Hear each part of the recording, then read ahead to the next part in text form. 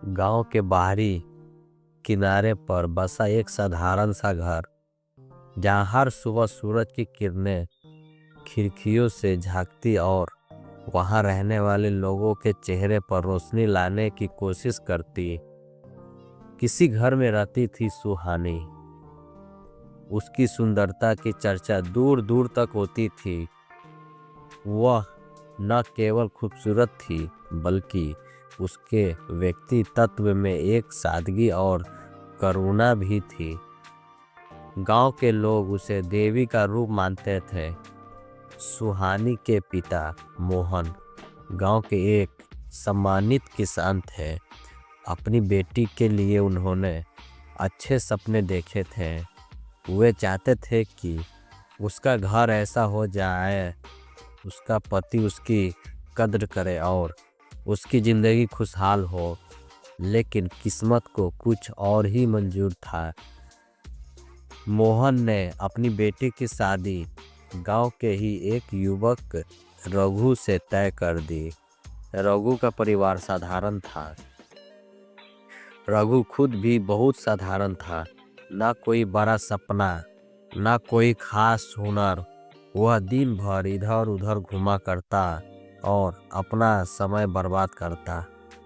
गांव वाले उसे मजाक में हेला कहते थे, क्योंकि उसका कोई काम नहीं था। शादी के दिन सुहानी ने जब पहली बार रघु को देखा तो उसका दिल थोड़ा मायूस हुआ। वह जानती थी कि रघु जैसा आदमी शायद उसके सपनों का साथी नहीं बन सकता, लेकिन उसने अपने पिता के सम्मान के लिए इस शादी को स्वीकार कर लिया। शादी के बाद सुहानी ने अपने नए जीवन की शुरुआत पूरी उम्मीद के साथ की।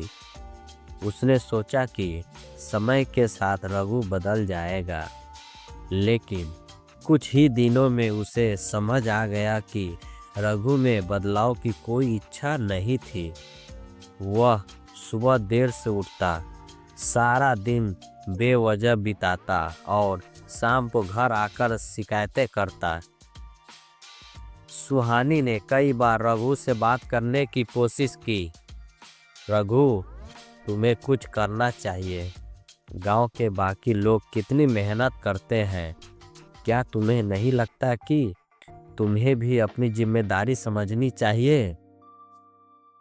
लेकिन रघु हर बार यह कहकर टाल देता, क्या फर्क पड़ता है, हमारे पास जो है उसमें ही ठीक हूँ। मेहनत करके कौन सी राजमहल बना लूँगा। गांव के लोग भी सुहानी की हालत पर ताने मारते, इतनी सुंदर लड़की और किस्मत देखो, ढेला पति मिला। वे कहते, यह सब सुनकर सुहानी का दिल टूट जाता, लेकिन उसने हार नहीं मानी। एक दिन सुहानी ने रघु के सामने खाना रहने के लिए मना कर दिया। वह बोली, जब तक तुम खुद के लिए कुछ नहीं करोगे, मैं तुम्हारे लिए क्यों कुछ करूं। घर चलाने के लिए मेहनत दोनों को करनी चाहिए। रघु को यह सुनकर गुस्सा तो आया, लेकिन सुहानी की आंखों में दिख रहे दर्द ने उसे चुप करा दिया। अगले दिन सुहानी ने एक योजना बनाई।